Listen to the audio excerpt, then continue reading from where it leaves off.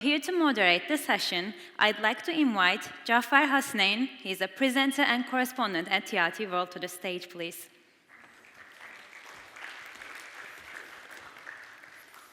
Joining us here on the stage is Simon Anholt, Policy Advisor. Joining us online is Aaron Maniam, Deputy Secretary of Industry and Information at Singapore's Ministry of Communications and Information. And also joining us online is Todd Babiak, CEO of Brand Tasmania. Also here with us on the stage is Constanza Sia, CEO of Markalaması, Chile. So, indeed, we are here to have a very important discussion over the past few decades. The idea of nation branding and positioning has become extremely important with the emergence of technology, most importantly with the emergence of social media. Nations are looking at novel ways to brand themselves. And to talk about all this and more, I have here with me Simon Anholt. Aaron Maniam is also with us from Singapore, and Todd Babiak is also with us from Tasmania. So thank you very much once again, and Constanza is also here. Hey, welcome. Thank you. Please have a seat. I think we can kick off this discussion now. Simon, I would like to begin with you. Sure. I do see many young faces here. Some of them might be students of marketing. Mm-hmm. Tell me, what is nation branding? Well, as you may know, I'm sometimes accused of being the guy who invented it. And it's certainly true that back in the 1990s, I did write a paper that included the phrase nation brand. And I believe this was the first time it had ever been used. But I really would like to draw attention to the fact that the phrase I used was nation brand, not nation branding. Now, you may say, what difference can 3 letters possibly make? But it's a big difference. Because nation brand is just an observation, like the observation you correctly made, that countries have their images. And those images are very important to them in the modern world. Because we're so connected, we're so globalized. The image is practically all that people know about a country. And if a country has a powerful and positive image, everything is easy and everything is cheap. You can get tourists, you can get investors, you can get talented migrants, you can sell your products for more money. If your country has a weak image or a negative image, everything is difficult and everything is expensive. And so there's no question that nations have brands. But can nations be branded? Is it possible to change the image of a country? I think it is. But is it possible to do it through marketing communications alone? No. All of the evidence shows that you can't make people change their minds about your country just by sending messages to them. People are very, very attached to their cliches and their stereotypes about other countries. And they're not going to abandon those just because they see a media campaign telling them that it's not true. In the end, countries are judged by what they do, particularly on the international stage, by how they behave. They're not judged by what they say about themselves. So it's not possible to fake it? It is possible to fake it if you fake it for 50 to 100 years. But you could argue that if a nation is faking something for 50 to 100 years, it's probably the reality anyway. Okay. Constanza, hi there. I'm good, how are you? And thank you very much for taking out the time for this important panel. Now, Constanza, what are some of the most pressing challenges which nations are facing when it comes to nation branding? For us in Chile as a country, one of our main challenges is we're seen as a whole region. And we want to be distinguished from the region. We want to have our own identity from the region. Not that we are not happy of our neighborhood, but we think we've achieved different things. And we want the world to know us for it. And we are a very far away country, so many people don't know about us. So that's one of the challenges. The other one is to have a different identity from the rest of the region. And we know that, as Simon says, having a powerful country image generates opportunities for all of our people. So we don't want to be known just to be known, but to generate opportunities. And a third challenge would be that our region is seen as a place of landscapes, of beauty, of nature, geography. And we want to be known by our people by what we do with that nature, with that geography, what we've been able to achieve, what we're committed to, what we want to become, and the causes we care for. And that's what we do in terms of branding. I don't know if it's traditional branding or not, but nowadays I think that marketing has changed as well. I don't know if what we do is marketing or not, but marketing is involved in causes because people make their choices, make their preferences, and generate their opinions in terms of what you do, not what you say. And in that sense, any campaigns, any actions, any initiatives have to be honest. And If I may, Constanza, now, can you at least create a perception with what you say, not with what you do?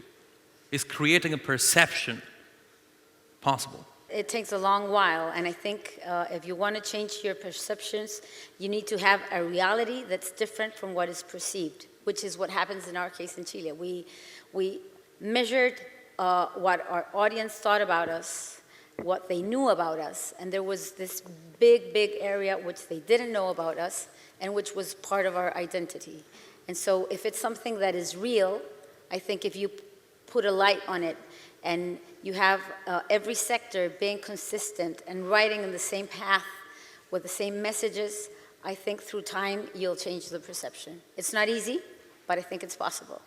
Okay, now let's go to our virtual guests. Just a reminder to all of you, we have Todd Babiak with us from Tasmania and Aaron Maniam from Singapore. Aaron, let me come to you. Hi, thanks for having me. How are you? Good, thanks. Now, Aaron, help us understand how your country, Singapore, has used this idea of nation branding and positioning. Thanks, that's a wonderful place to start. I wanted to just begin actually by amplifying something that Simon said, that in our view, actually the best branding can only come from good performance, and the best public diplomacy comes from good policy. So really the most important thing that a country can do, I think, in terms of its overall branding and telling a story, and in our case, telling the Singapore story, is always to make sure that there is a strong sense of a good story, and a story that has strong evidence and substantiation behind it. We try and boil down a lot of what we do to three things. One is the system that we have, right? And a system that is integrated, that performs well, and that is trustworthy.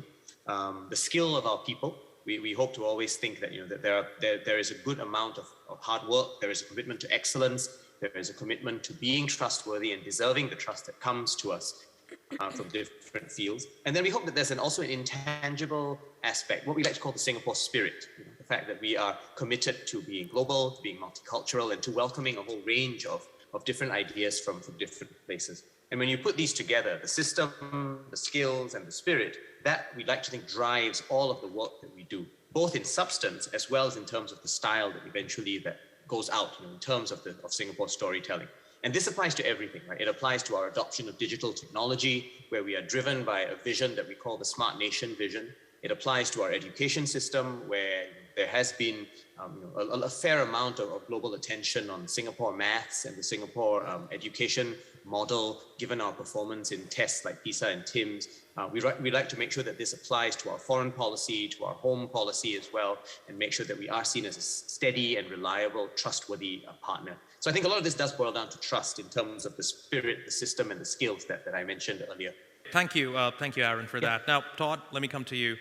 Now, we live in a global village. Certainly, the use of social media is on the rise, and with social media and the emergence of new technology, I believe there are new methods of nation branding in place. How would you compare these new methods of nation branding to the traditional ones? Well, gosh, I suppose it's easier than ever to both get the word out, but I think it exemplifies what is the hardest part of this work we're doing, which is that randomness is probably the enemy of good strategy. And when you have these cheap and easy ways to reach people, it can make a problem in a state or in a country even worse. And that is when you're trying to work on a unifying cultural expression and strategy. This is what makes this place, this state, this nation special. When you have thousands and thousands of voices, along with many government departments, local councils, businesses building their own brands, telling their own stories. A lot of it just in a bunch of business jargon and cliches. It's really difficult, I think, for anyone to understand. Tasmania, for example, where I'm working, should I be a part of that place? We know that Tasmania is not for everyone. And the impossible mission we have is to create that sense of unity, to identify the people for whom Tasmania is exactly what they're looking for. And to do that, when you have this absolute mess of media, social media, traditional media, everyone with their own brands and their own brand storytelling and their own brand budget, it's really, really difficult to get beyond a cliche and to get beyond randomness and waste of time and money. So I suppose the fact that it's easier than ever also makes it a bigger mess. Okay, thank you, Todd. Then you have argued that a nation's brand depends on how it behaves. Yeah. Does that mean it depends on a nation's policy? More than anything else. I mean, there are other elements that over long, long periods feed into the image of a nation. Its culture, the behavior of its people as a diaspora, or the famous people, the pop stars, the footballers, if you've got them. And all of that together creates the image of a country, but it's a very, very slow process. It takes place over decades and generations, and that's also the reason why it's so difficult to change it, because it's a very, very slow-moving phenomenon. But yes, policy is vitally important, and that's why I think the people who have the most power to quote-unquote brand a country are the policymakers. And the interesting thing I found from my research, and this is what I'm going to talk about in my keynote after this session, is that actually people aren't very interested in the domestic policies of other countries. Something like 80% of the world's population never consumes international news. So countries that brag about how successfully they're organized internally, this is not a message that travels very far. People don't really care how well organized countries are internally because it's of no relevance to them. If I live in Chile, for example, I don't particularly care about whether people living in Namibia are free from corruption or well organized or well educated or anything like that. What I care about is Namibia's role in the international community. I care about how it deals with other nations. Most of all, I care about what it does vis-à-vis the big challenges of our age. I care about whether countries are doing something about climate change. I care about whether countries are doing something about poverty and inequality. I care about whether they're tackling the pandemic effectively. So in the end, this idea of nation branding being a country just bragging about its assets and its achievements is a total waste of money. It just doesn't achieve any measurable impact at all. And I say that because it's been measured. It's very, very clear from the research. If countries want to be admired, they have to become admirable. They have to do things in the international domain that people feel grateful for. But Simon, one way or the other, you would have to market, right? No. So, no. Even if you come up with an effective policy, no. How would people know that this is your policy? Because they will want to talk about it. You don't need to spend money on PR to push a fascinating story. If it's a story about a country actually doing something to resolve the global challenges, the thing that everybody worries about, they will be dragging that story out of you. You don't have to force that story on them. We're lucky enough to live in the age of social media. What does the social media want? It wants fascinating, original, feel-good stories about places that they don't know anything about. So you don't need public relations. You need the phone number of one journalist. You need a couple of bloggers. That's all you need. And if what you're doing as a country is genuinely original, genuinely inspiring to other people, and genuinely helpful to humanity, you don't have to spend money on marketing that. It'll market itself. And the examples of that are everywhere. Give us one. What about Bhutan? Gross national happiness. Bhutan is a tiny country with a tiny footprint and a tiny economy. But they happen to understand that the basis of a good society is not people being rich, it's people being happy. And so they came up with this idea, the king of Bhutan came up with this idea of gross national happiness as a way of measuring the real success of a country. That story went round the world in 24 hours. It's still going round the world today. It's inspired 5 or 6 major indicators of happiness. At least half the politicians in the world over the last 10 years have said that happiness is what they aim to introduce. Bhutan, as a result, has become really quite a well-known country as a result of that one single idea. And they didn't spend a single cent on PR or promotion. So, does that also, okay, for example, there's a country, the locals of that country are extremely happy with its government, but that country could still have a bad reputation internationally. Oh, sure. But the point about Bhutan, the thing that made Bhutan famous was not the fact that its population was happy. The thing that made Bhutan famous was that their government and their country declared that happiness is more important than richness, than riches, than wealth.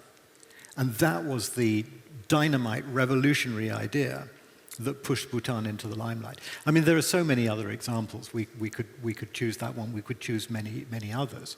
I mean, let's take Chile, for example. In the business-to-business environment, in Chile, they came up with this fabulous idea called Startup Chile, which is a program that encourages entrepreneurs to set up businesses in Chile with a certain amount of government funding. But the interesting twist to the tale was that they opened this not just to Chileans, but also to foreigners. And so you started getting floods of American entrepreneurs relocating to Santiago because they wanted to start their businesses there. I don't think they spent any money promoting Startup Chile, or not significant amounts. It attracted by itself, and word of mouth was and Chile is now universally admired in that field. But for people from abroad to know that there was this ecosystem generating, there was some, it made news. It was something relevant, so it reached the news by itself. Right. Okay. Constance, I would love your views on this. What do you think? How important is a nation's policy when it comes to nation branding? I think that everything needs to be consistent. I think that policies are very important. And I think that when we talk about nation branding, what we do is we enlighten some aspects of the country or its people that are perhaps not known, but that are relevant and that can resonate on the audience you want to reach. For instance, in Chile, we ask what is something that only Chile has, that no other country has, that if Chile disappeared, what would the world miss? I think I heard that sentence. I think from I've someone. heard that too. Yeah. And that's astronomy, for instance. We have 70% of the world's capacity to observe the universe in Chile. And it's something the world doesn't know about. I think that you need to enlighten and you need to do an effort because, for instance, if I came here to Istanbul and I didn't know the highlights of Istanbul, maybe I would get lost and then I would go back and then find out that I didn't visit the most important places. So if you don't teach a little, but it's got to be over something that's real. So here's my question. What's the best way to teach others? I think that there are many ways, and nation branding, what it does, what we do is that we tackle different points, and we work with the government and with the private sectors, and we try to generate this path through which we all communicate. We say that in Chile we're creating future. We're creating future because we are the gateway to the Antarctica, because we have this capacity to observe the universe, because we have conservation, because of the clean energy commitment we have, and the development of many clean energies. That's an example, but we try to enlighten that, and those are topics that the world cares about. So we wonder we investigate, we do a lot of research, a lot of data to find out what the world cares about. And so we're able to tackle those points and to tell a story. The world is looking for content, but not any content that's relevant for them. So we need to dig in and to use research to find out what the world is looking for and which answers it can find in Chile. And I agree with Simon that it's something that you don't just brag about. You need to have relevant people for those audiences telling you about that. Okay. Simon. Just 2 points very, very quickly. The first one is, of course, if you've got the money and you want to spend it on communications, generally speaking, it doesn't do any harm at all. So if you've got a really good message to send across that really is relevant to people and really is surprising, then spending money on promoting that through public relations or whatever, it doesn't do any harm, and it helps things along, and it may achieve a faster effect.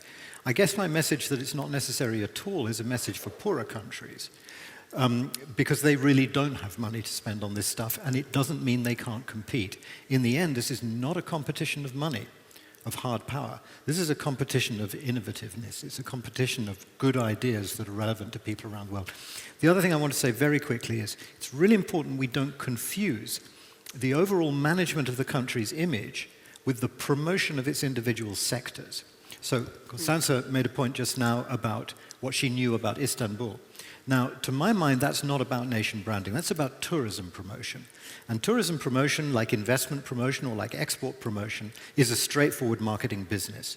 You got a bottle of water, it's made in Turkey, you want to sell it, you advertise, of course. If you're trying to sell holidays in Anatolia, of course, you have to advertise, because that's a product. But that's not the same thing as managing the overall image of the country. That's different.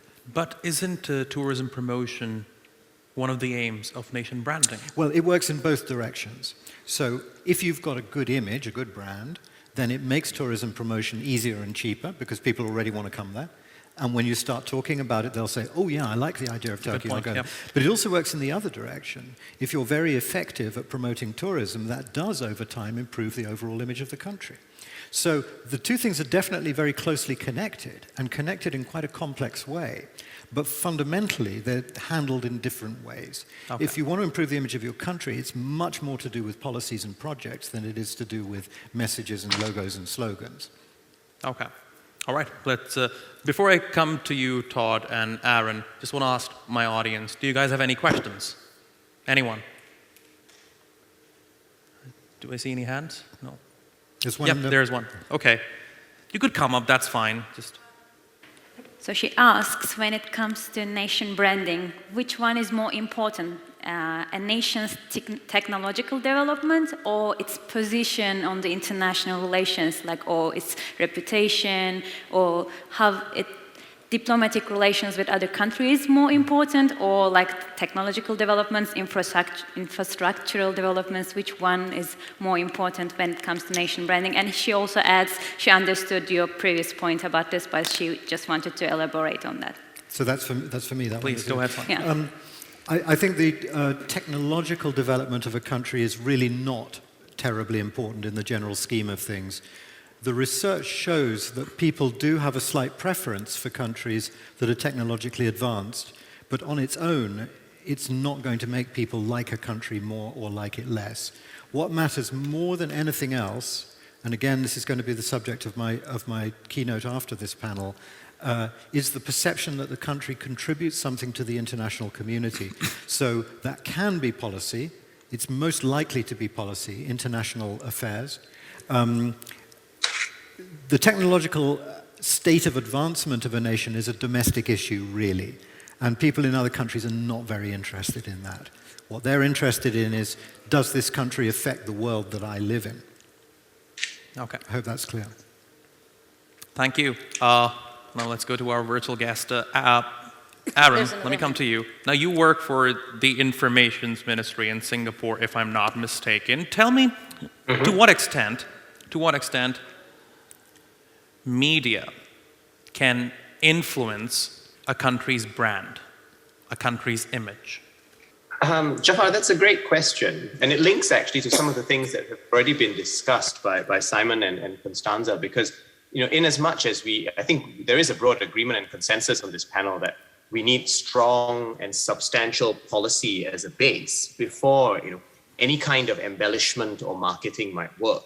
And whether that marketing happens via the media or whether it happens through kind of campaigns or PR efforts that a government commissions, I think the core aspect that we're dealing with here is that the substance must be strong.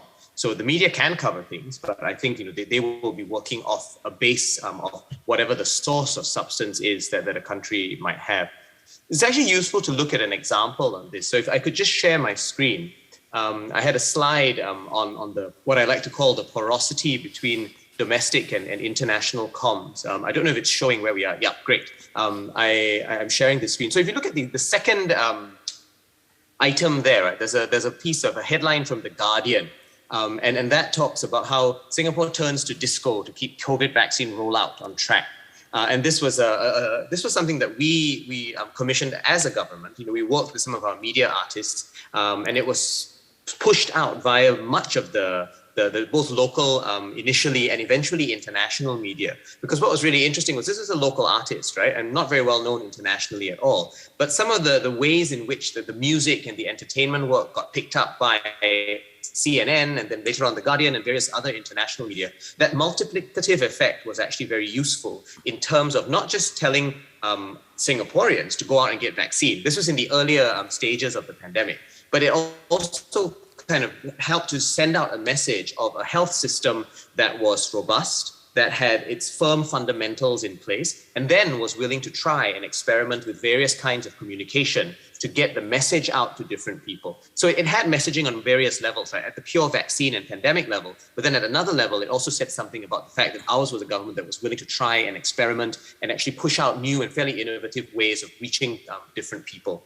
And I think this is quite key because I agree with Simon. I think it's absolutely true that we need a strong base of policy, but there are two things that PR campaigns or marketing efforts can be helpful with once you've got that strong base of policy in place. The first is it helps us to seize on serendipitous developments, like this one. What started out as a fairly domestic effort turned out to have a lot of international ramifications and international implications. And that was actually very useful for us because it meant that we could use that to actually build a certain amount of awareness of what the Singapore system, at least in healthcare, was actually like.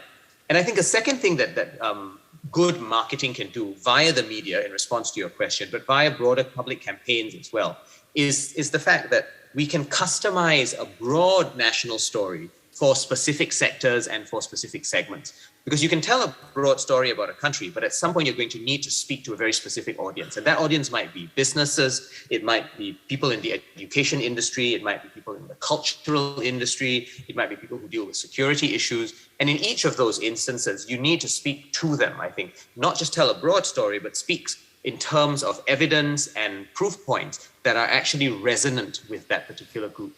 And when you need to do that, I think some amount of targeted marketing and targeted outreach can actually be very useful. But all of that has to begin with strong policy in the first place before that sort of more embellishing marketing and Marcom sort of approach can actually become useful. And I did think that this example of the COVID vaccine rollout was an interesting one because we didn't start out wanting to market what we were doing on vaccination, but eventually the fact that the strong health fundamentals were there turned out to be a very useful marketing tool with the international media.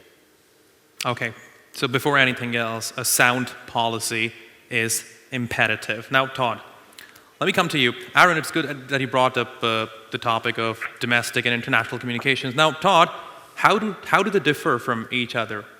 Well, we don't do much international comms at all here, unless it's a little bit of a tourism campaign, for example. We focus entirely on Tasmania and for Tasmanians to tell the story of Tasmania in a sense. So we do rely on our university. We do make sure that when we're working on our trade story or our tourism story, they're telling the story that they came up with themselves, that they uncovered themselves. But we don't do international comms. I agree with Simon that there's not much return on investment in that way. However, when we do have something to talk about, we will very specifically go out and encourage journalists to talk about it. For example, when I just first arrived here, Tasmania has 100% self-sufficiency in renewable electricity. And they didn't really speak about it very much whatsoever. And it had become something so deeply ingrained in the culture. We have this hydro scheme. We don't really know what to do with it. It's just who we are. Taking that and then looking at what's happening, what just happened in Glasgow, what can we actually create as a project around that? And so now we will have very soon carbon neutral or climate positive travel. And we won't just buy offsets on some international scheme, we'll make them circular and internal so we can decarbonize our transportation sector here in Tasmania using this baseload we have of renewable electricity. We can regrow our kelp forests so we can get to 200% renewable electricity. We can launch all of these wonderful small projects. And as we were saying earlier, and as Aaron has said, journalists are picking that up, and we're starting to get a little bit of a story about Tasmania, which is part of Australia, which the story around Australia these days is that it's a bit of a climate laggard. So we can very quietly, using Tasmanian voice and personality, and it is about quietness and humility here, point to what we're doing and try to be as inventive as we can be in an isolated place, a bit of a workshop. And then when it works here, maybe we can scale it elsewhere. So that's one example. We're not doing international comms per se, but we're certainly inviting journalists to notice what we're doing. Okay. Thank you, Todd. Simon, this is what I'm wondering right now. Can a country's image, can a country's brand be sabotaged? Yeah. The first thing to say on that topic is that a lot of people often say that the image of a country takes a very long time to build, but can easily be destroyed overnight. Actually, it's not true. All of the research suggests that country images are extraordinarily stable, and it's actually really, really hard to damage it even if you try. That's one of the reasons why it's so important for countries to have a good image, because it keeps the lights on if there's a problem. People will continue to believe the good things that they believe about you for some time after you've messed up. Now, your question is a more interesting one than that. Can somebody else deliberately damage it for you? I think the number one culprit for deliberately negatively branding other countries is the United States. It doesn't do it on purpose always. Sometimes it does it by accident. But because the United States controls so much of the world's entertainment media and so much of the cultural output that we all share, when America has a bad dream, we all wake up screaming. So this is where soft power comes into place. Soft power indeed does come into it. Soft power, for those few who might not be aware of the term, it's a phrase coined by Professor Joseph Nye at Harvard. And he basically distinguishes between the power of attraction, soft power, making other countries feel that they want to do what you want them to do, and hard power, which is basically guns and money, forcing them to do what you want them to do. And we're in an age today where, mercifully, soft power is more the rule and hard power is more the exception, although not 100% by any means. So America has this habit, this ability to make the world think certain things about other countries. If we look at the way, for example, in which American popular culture has branded Mexico over the centuries, it's really succeeded in giving Mexico a much worse reputation than Mexico actually deserves. Compared with the way that American popular culture speaks about Brazil, a much more distant, much less threatening neighbor, the consequence of that is that everybody believes, through what American culture has told them over the years, that Brazil is a wonderful, developed, peaceful, stable, modern economy, and Mexico is gangland. In fact, the reality is probably slightly more the other way around, if anything. American presidents also occasionally stand up on the news and they brand a country as being a rogue nation. Right. And that's bad news, because if the American president says you're a rogue nation, that sticks because they've got hard power to back it up with. So America does do that from time to time. Okay, so by accident or deliberately, America has tried to sabotage another country's image. Now, those countries do take countermeasures. They try, but what can they do? But do they work? Or can they work, given America is a superpower? It controls much of the entertainment industry across the world. It can work, but it would require, I think, more long-sightedness, more persistence, more courage, and more imagination than most elected governments have.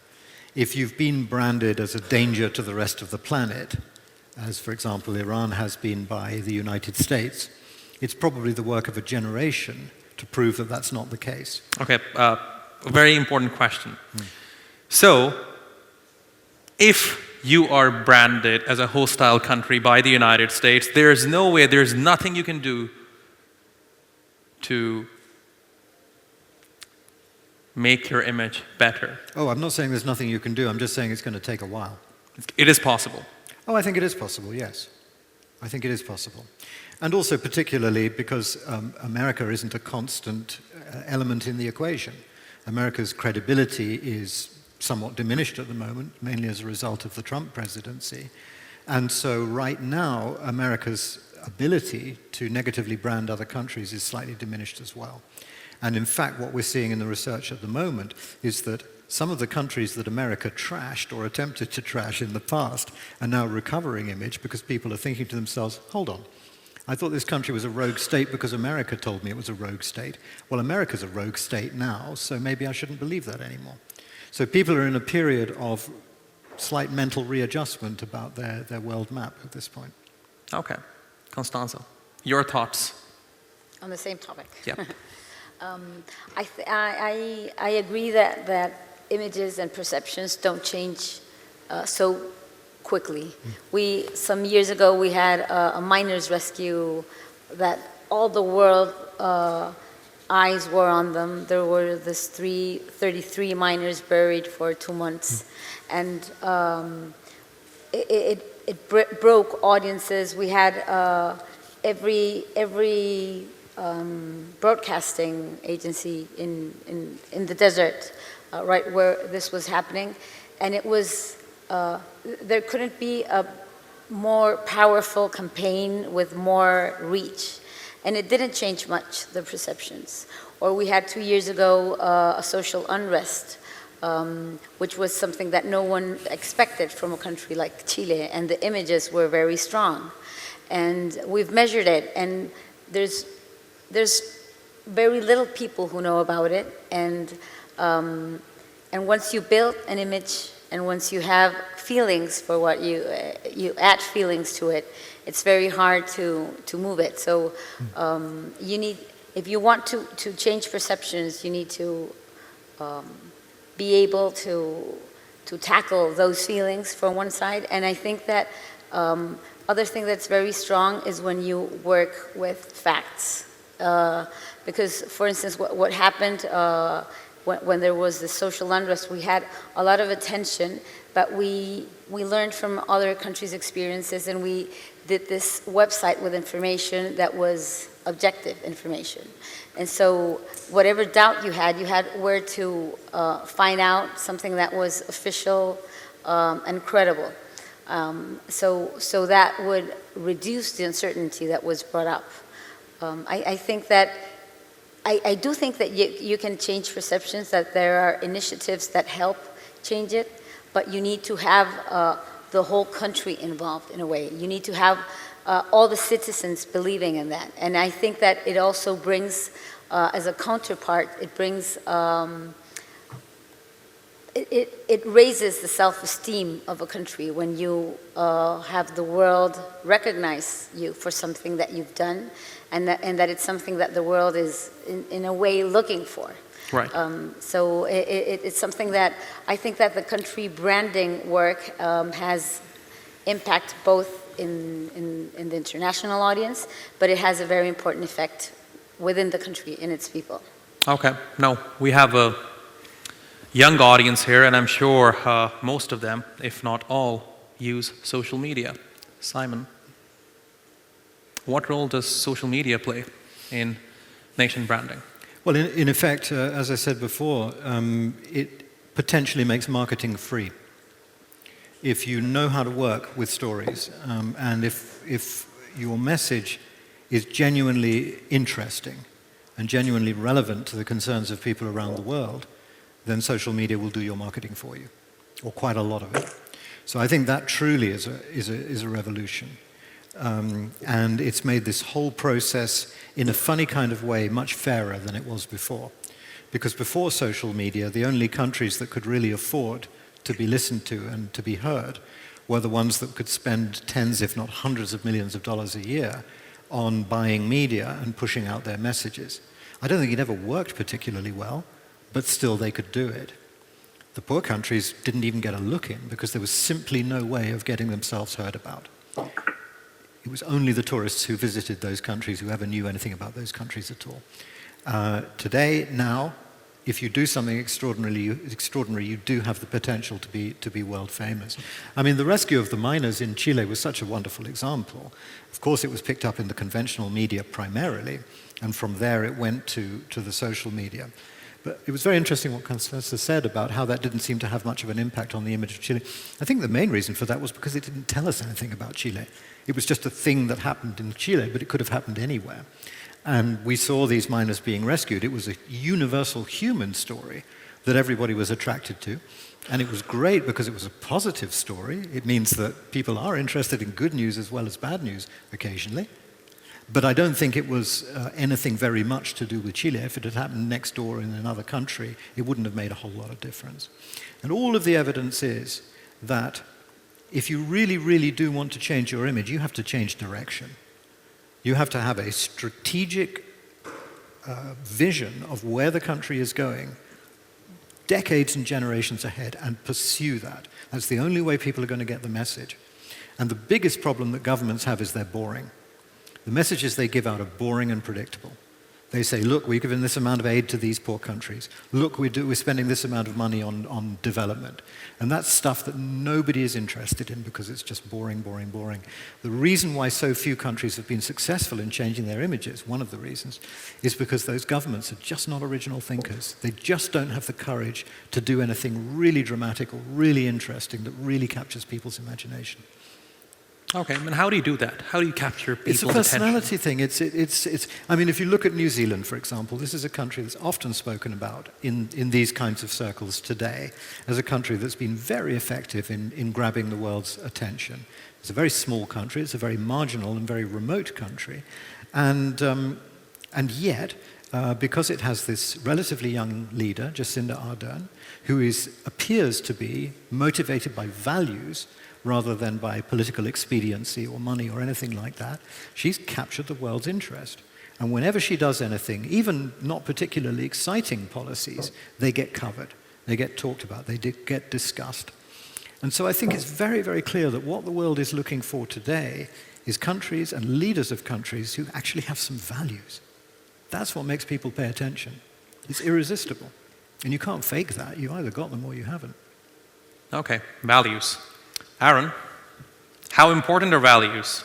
They're absolutely critical, Jafar. I mean, that's why I started earlier with mentioning three things, right, that we feel as underpinning the approach that we take to telling the Singapore story. I talked about systems, skills, and spirit, right?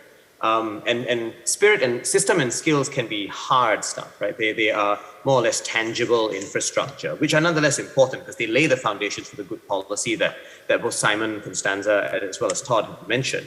But spirit is where values come in, right? A commitment to excellence, a commitment to humanness, a commitment to human-centered design, a commitment to human outcomes. I think those things matter a great deal.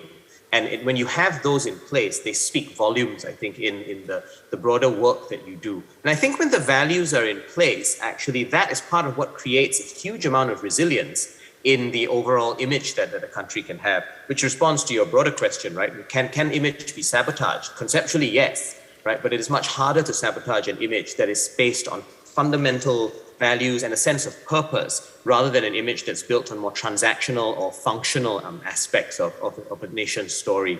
I thought I'd share my screen again, actually, just to quickly share another aspect of values, because one thing that Singapore has really emphasized a great deal in our work is that we want to make policy together with a whole range of actors. We realize that government acting alone can be quite brittle, not just on national branding and marketing, but on any aspect of policy. And we think it's really important, therefore, that we harness the public, the private, as well as the people sector in making policy and then in communicating that policy as well. And when you have this, right, when businesses are on your side, as you can see with the photographs on the left, right? Sometimes we engage them in person, sometimes on Zoom, sometimes a bit of both. And when the policies are centered on harnessing movements from a whole range of different sectors. We have this process called Alliances for Action, which actually brings in all three of these sectors, as well as members of academia and sometimes the media as well. And some of these are on really micro aims, as you can see here, right? Online ordering for hawkers, which are our version of small enterprises in the food industry, but also on big aims like tackling online harms and falsehoods and fake news. When you have all of those come together, then actually your spokespersons for the nation are not just the government. They are everyone, right? Every citizen becomes a form and a data point in nation branding. Every business becomes a point of national branding and projection of a national image. Every visit that our politicians do overseas becomes a way of doing that. And I think when you add that all up, it creates a much more resilient image that is much more robust, therefore, to potential attempts from outside or inside, I guess, to sabotage that image. And we do try and aim for that level of tri-sector resilience, because we think that is a particularly important way of building the kind of overall image that we are looking to have. Simon mentioned that Joe Nye came up with the term soft power, right? One other term that Joe Nye is a bit less famous for, but I think is an equally powerful idea, is what he calls the tri-sector athlete, right? Someone who can harness and move seamlessly across the public, the private, and the people sectors. And actually what we're looking for in good policy making, as well as good communication of that policy, is tri-sector athletes. It's people who can move seamlessly across different sectors and bring the strengths of the public sector in terms of scale and institutional reach, marrying that with the strength of the private sector in alacrity, agility, and creativity, and also marrying that with the strength of civil society, which is in terms of human-centeredness and a sense of broader idealism. When you put that together, you create quite a potent mix, I think. And we try to make sure that we at least work towards that in the Singapore system. We don't always get it right, but that's part of the nature of experimenting in this field. And I think when you bring the three sectors together, you end up with a much more resilient overall system. Thanks. Okay. Thank you, Aaron. Now, Todd, as I understand from what Aaron said, good communication cannot be selective. It has to include people from all sectors, right? How do you do that? How do you achieve that? Well, in our case, the word brand it's a difficult word, and a lot of the people that we deal with are intimidated by it. There isn't a broad understanding of what we mean by it. It sounds like it's a nice to have. We don't use the word very much, even though our organization is called Brand Tasmania, but we've decided our business model has to be client service. So we work with all of these partners inside Tasmania, as well as an expat community, to help them, tell the story of this place. Tasmania, we know, is not for everyone. So how can you bring this to life in whatever you do? And I think most importantly, I was mentioning earlier, and I think others have mentioned it too, the importance of leaders is something we can certainly talk about. But what we'd like to create is a lens for decision making.